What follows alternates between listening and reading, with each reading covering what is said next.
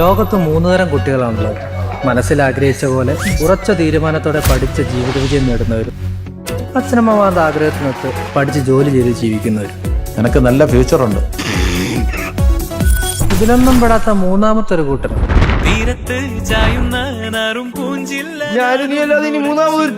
അവൻ ഇനി ഇടിച്ചുറക്കം ഞാൻ. നല്ല പിള്ളേരാണ്.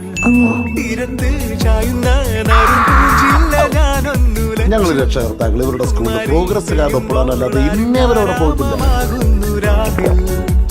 ഇപ്പോഴേ ഇങ്ങനെയാണെങ്കിൽ അവന്മാരൊക്കെ വലുതാവുമ്പോ എന്തായിരിക്കും?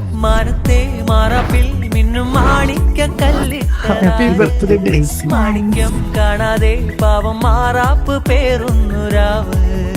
എനിക്ക് എഞ്ചിനീയർ ആവണം. എന്തിനും അതൊന്നും എനിക്ക് പക്ഷെ എനിക്ക് എഞ്ചിനീയർ ആയേ പറ്റും.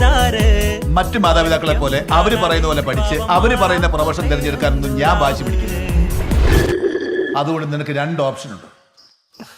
ഒന്നിലൊരു ഡോക്ടർ ആവാം, അല്ലെങ്കിൽ ഒരു എഞ്ചിനീയർ ആവാം.